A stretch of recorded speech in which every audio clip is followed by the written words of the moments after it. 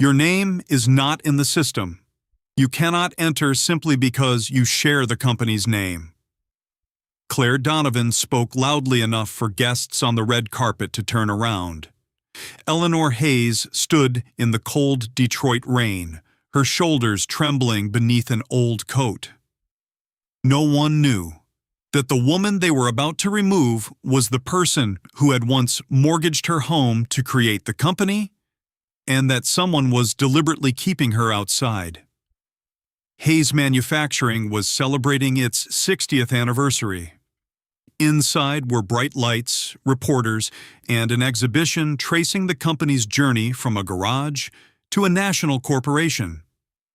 Eleanor arrived alone, holding a faded metal box marked H1, with a hand-drawn gear on its lid. She removed a paper invitation from her coat pocket.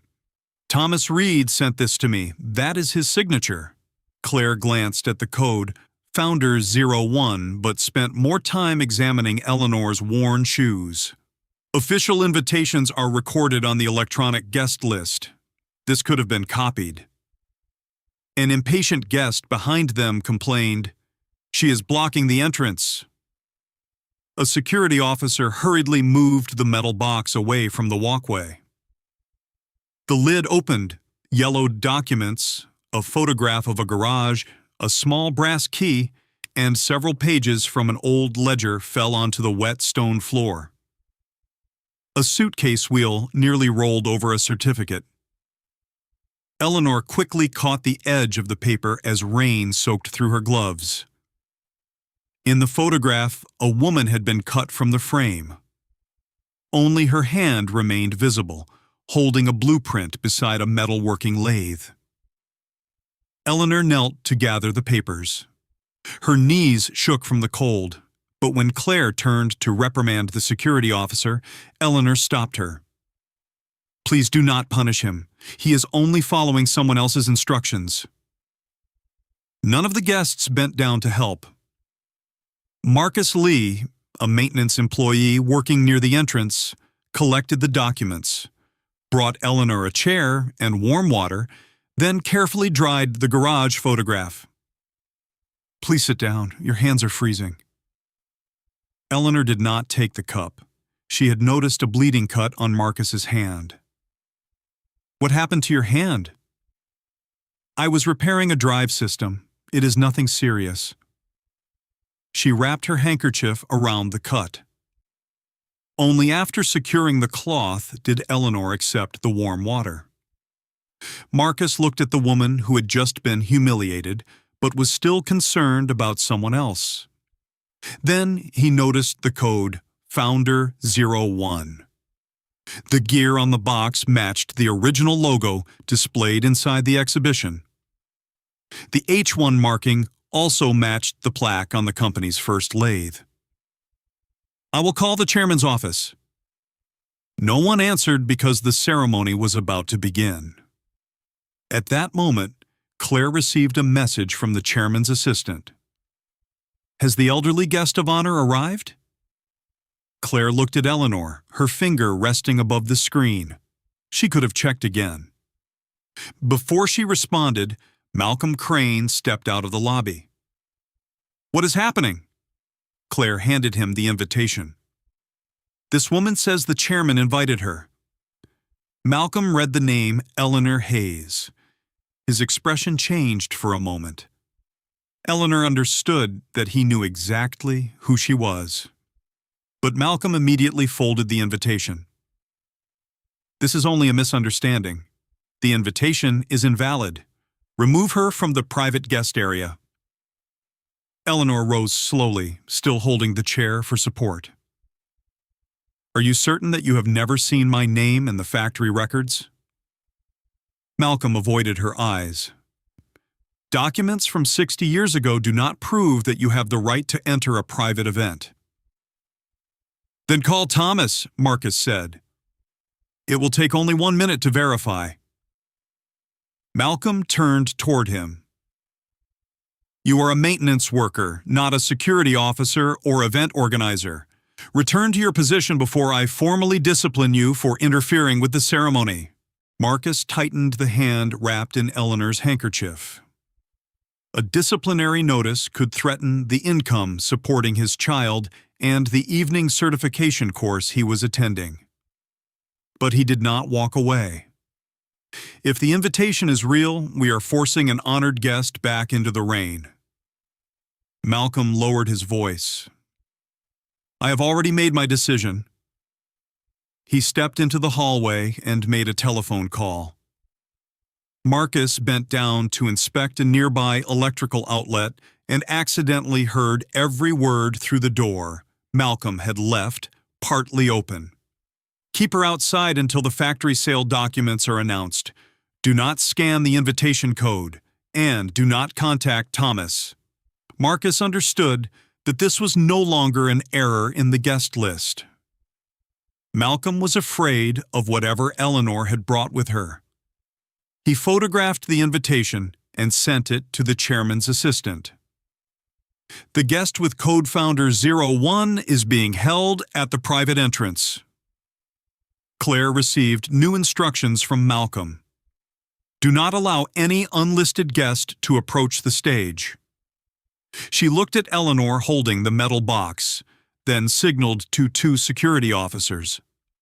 I am sorry, you must leave. The officers approached. Eleanor did not resist. She checked the lid of the box, then looked down at the stone floor. My brass key is still somewhere here. Please allow me to find it. There's no time, Claire answered. We will return it if we find it. One security officer took Eleanor by the elbow. Marcus stepped partly between them, but Eleanor gave a slight shake of her head. She did not want him to lose his job. Holding the metal box tightly against her chest, she walked toward the sidewalk beneath the curious eyes of the guests. Cold rain struck the covered entrance. Eleanor did not beg, and she did not repeat her identity. She only held the box containing records from sleepless nights, the home she had once mortgaged, and the part of history that had been erased from the speeches now echoing inside. At that moment, the lobby doors flew open. Thomas Reed hurried outside without a coat. He walked directly past Malcolm and Claire.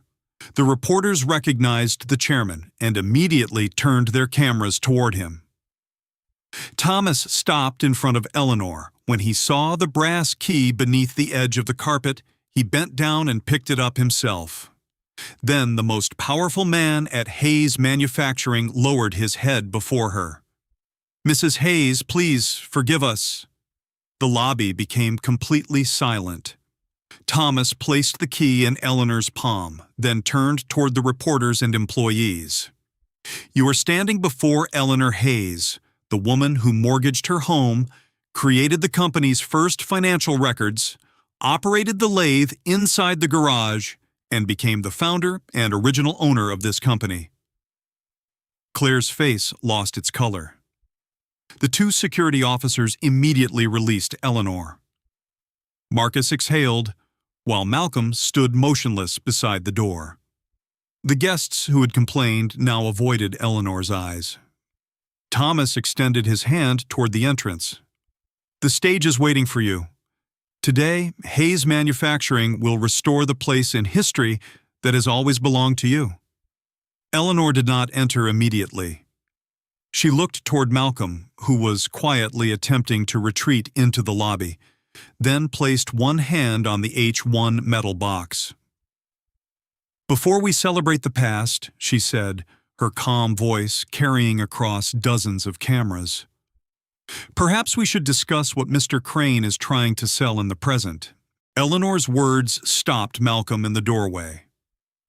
Thomas looked at him, then at the H1 metal box in her hands. You know about the plan to sell the factory? I know enough to believe this ceremony is hiding something more important than my place in history. Thomas escorted Eleanor into the lobby. Claire followed, her voice strained. Mrs. Hayes, I apologize. I judged you by a guest list and your appearance. Eleanor did not demand that she be dismissed. For an apology to mean something, it must change what happens to the next person. On stage, Thomas suspended the prepared program. He displayed the company registration from 1966, the mortgage document bearing Eleanor's name, and the first shareholder ledger.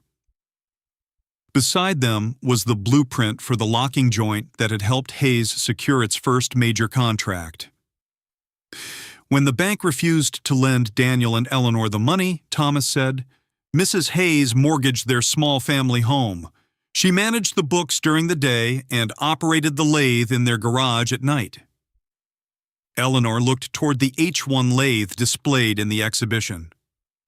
60 years earlier, machine oil had covered her hands every night.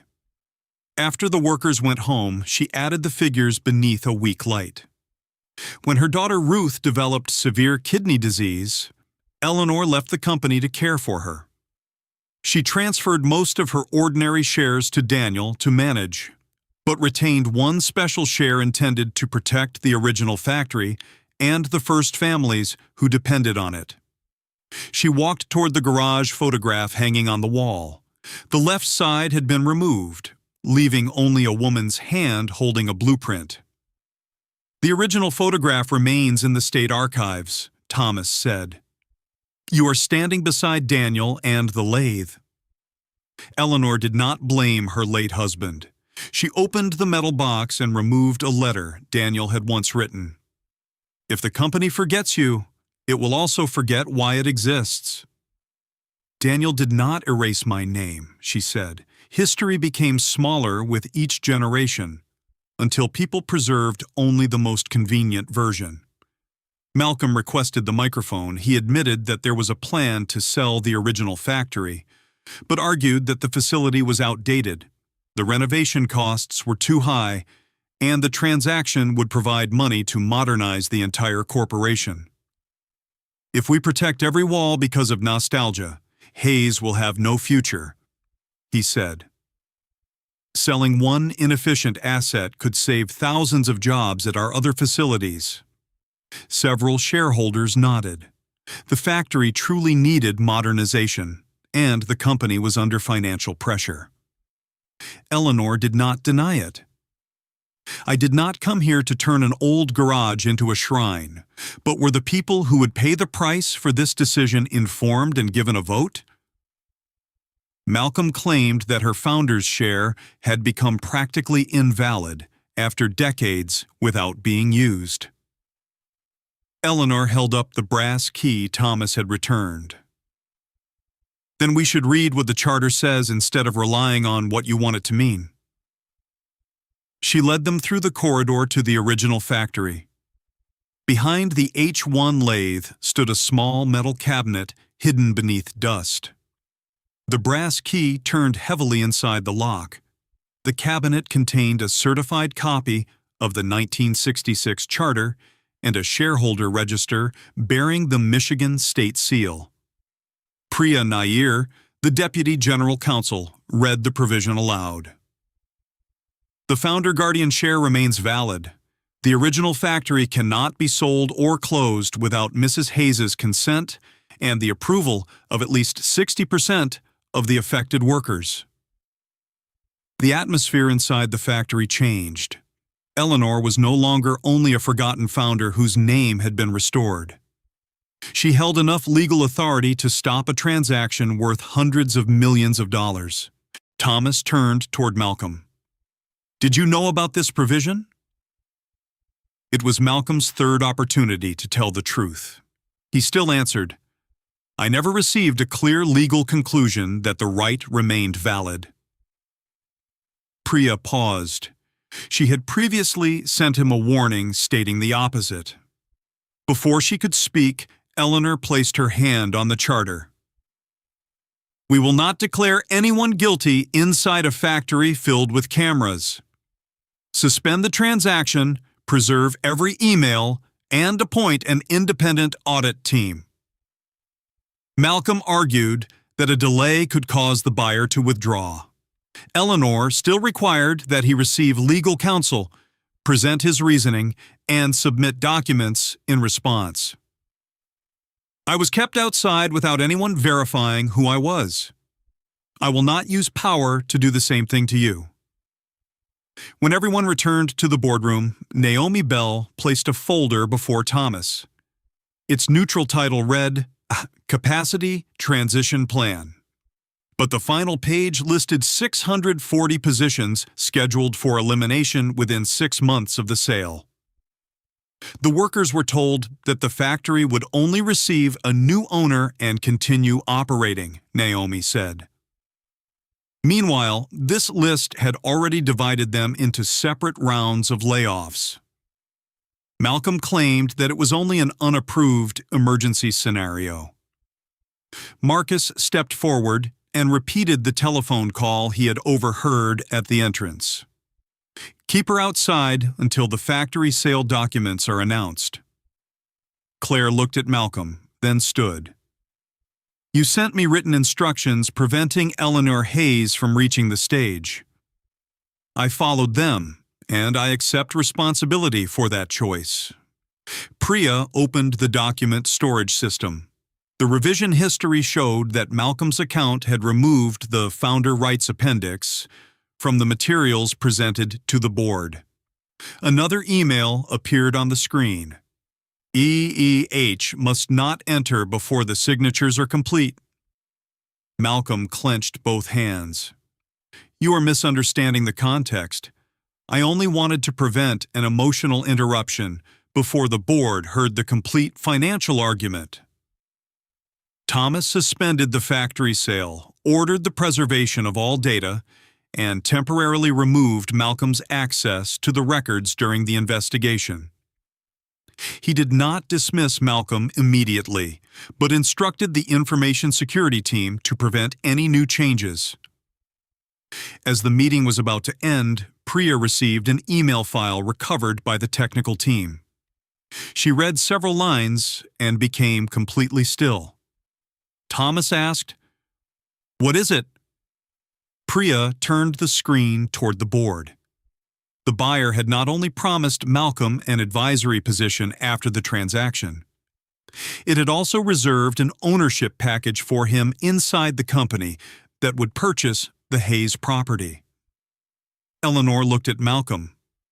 For the first time, his argument about saving the company could no longer hide the larger question. Was he selling the factory to protect the future of Hayes or to protect his own? 3 weeks later, the Hayes Auditorium was filled with employees, board members, reporters, and representatives from Detroit. The independent audit was complete. Malcolm entered with his attorney and was not treated as though he had already been convicted. He spoke first. He argued that the factory was too expensive to maintain, that selling the property could save other facilities, that the veto right created in 1966 was outdated, and that secrecy had been necessary to prevent panic. Eleanor sat beside the H1 metal box and listened until he finished. "You are right about one thing. The factory cannot survive only because of nostalgia. The machinery must be modernized, and the finances must remain sustainable. But no one has the right to build the future by deceiving the people who will pay for it." Priya displayed a legal email sent to Malcolm 2 months earlier confirming that the special share remained valid. Malcolm had replied, "Remove that provision from the records until after the transaction is complete." Naomi testified that management had denied planning layoffs even though a list of 640 employees had already been divided according to their termination dates. "They are not 640 lines of expense," she said. "They are families paying rent, medical bills, and tuition with these jobs." Claire stood. Mr. Crane knew the invitation was genuine, but he still ordered us to remove Mrs. Hayes. I followed his instruction because I was afraid the event would fail. I accept responsibility for placing an order above my conscience. Marcus provided the time of the telephone call he had overheard at the entrance. Security footage confirmed that Malcolm had held the invitation, read the code Founder01, and then declared it false. The auditors revealed an undisclosed agreement. If the sale was completed, Malcolm would receive an advisory position and shares in the company purchasing the Hayes property. Malcolm no longer denied the evidence. I once watched a business collapse because no one was willing to make a difficult decision. I believed selling the factory was the only way to save Hayes. Eleanor looked at him. A difficult decision is not the same as a secret one. You had the right to propose selling the factory. You did not have the right to remove the charter provision, conceal the layoffs, and benefit personally without disclosure. She did not ask for Malcolm to be humiliated. She requested only that the charter and ethics policies be applied properly. The board voted before the employees. The sale was canceled. Malcolm was removed. The related bonuses were recovered, and the conflict of interest records were transferred to the appropriate authorities. The audit report would be released publicly after personal information was protected. Relief moved through the rows of workers. Naomi closed her eyes while Marcus looked at a photograph of his daughter on his phone.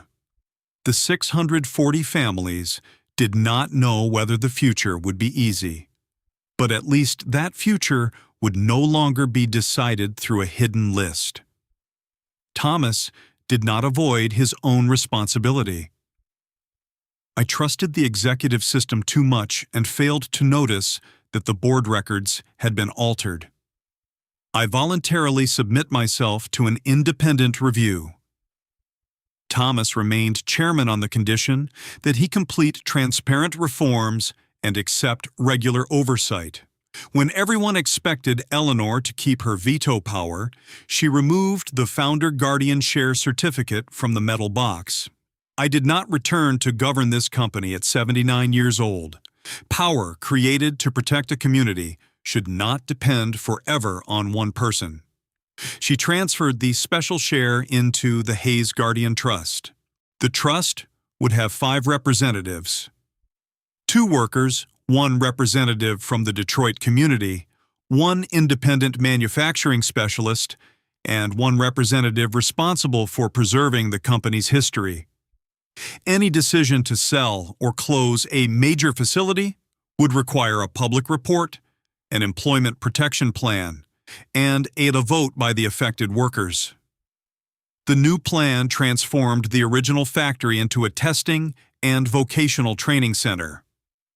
Hayes would sell only unused land and combine the proceeds with clean technology funding to modernize the equipment.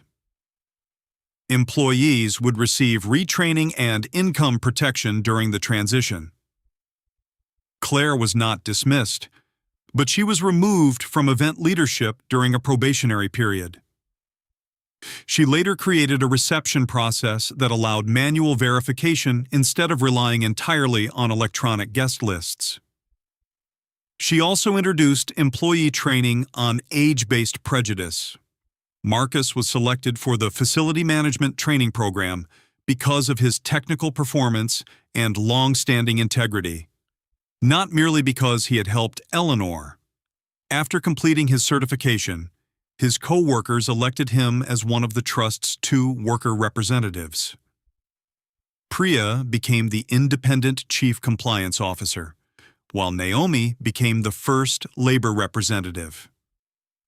The exhibition was redesigned. The new plaque read, "Eleanor and Daniel Hayes, together with the first 17 workers." Eleanor refused to let the corrected history replace one name with another. Beneath the founders' names were those of the machinists, secretaries, and technicians who had built the company inside the small garage. On the opening day, Ruth stood beside her mother. She had carried guilt throughout her life, believing that her childhood illness had cost Eleanor her career. "If I had not become sick, your name would never have disappeared," Ruth said. Eleanor took her daughter's hand. "I did not lose the company because I chose you. The company lost part of its soul when it forgot why I made that choice." Ruth began to cry, but for the first time, her tears carried no guilt. She agreed to help establish an archive so that other people's stories would not disappear as her mother's had. Eleanor placed the H1 metal box inside a glass display beside the original garage photograph, but kept the brass key. She called Marcus forward and placed it in his hand. "This is not a key of ownership," she said. "It is a reminder that every generation must protect the door for those who come after." The covering was removed from the new historical display.